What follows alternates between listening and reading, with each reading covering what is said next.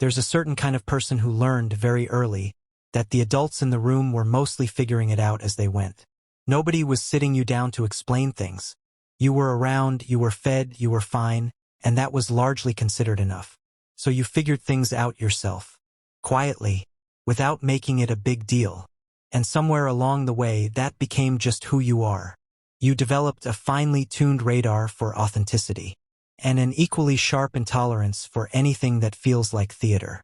There's a generation that gets referenced constantly, usually as a punchline, called cynical, disengaged, apathetic, sandwiched between two louder cohorts who seem to command all the cultural attention.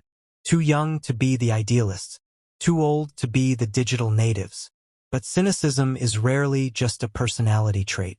And disengagement, when you look at what it was actually a response to, starts to look a lot more like a calibrated adaptation than a character flaw.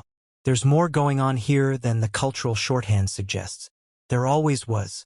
Generation X grew up as the latchkey kid, the one who let themselves into an empty house after school, and didn't expect anyone to ask about their day. They watched whatever was on television. They waited. They learned, mostly by themselves, how the world worked.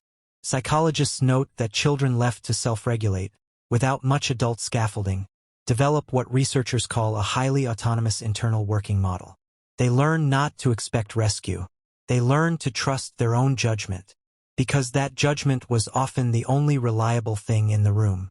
And the world those children were watching was not a reassuring one.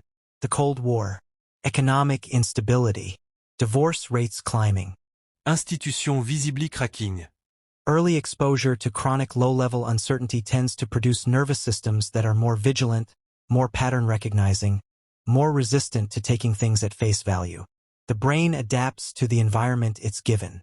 What gets called cynicism is often just a nervous system that learned to check before it trusts. Many of them were children during the first great wave of widespread family restructuring. The adults around them were distracted, stressed, navigating their own collapse. And children who grow up alongside distracted adults learn something important. Don't add to the noise. Handle it yourself. Don't need too loudly. Be the one who's fine. That became the adaptation, the role, the quiet contract they made with the world around them. None of this makes Gen X more psychologically evolved than those who came before or after. Every generation is shaped by the specific pressures of its moment. What Gen X developed is not a superior stance toward the world. It's a particular one, and particular isn't lesser. Here's what tends to surprise people: the same wiring that produces that famous Gen X detachment also produces something genuinely rare. Comfort with irony, a tolerance for contradiction, the ability to hold complexity without needing to resolve it. In a world increasingly resistant to clean answers, the person raised to expect no clean answers has a particular kind of steadiness. But the cost is real too. The strength and the wound live in the same place. You don't get one without the other. When self-sufficiency becomes the only mode you know, asking for help starts to feel almost grammatically incorrect. When you've spent a lifetime being the one who's fine, it becomes genuinely hard to locate the version of yourself who might not be. That's not a flaw. It's the quiet price of an adaptation that served you very well, for a very long time. If you grew up independent early, watchful, fluent in irony, quietly competent, your experience makes sense. All of it. The self-reliance that sometimes tips into isolation.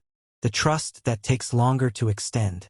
The humor that was always a kind of knowing, not detachment but awareness. You were shaped by a specific set of conditions into a specific kind of person. That person is not broken. That person was paying attention, in a world that wasn't always paying attention back. Because the psychological patterns that form in early life don't stay in childhood. They show up in how you love, how you work, how you handle uncertainty. Those threads are worth following.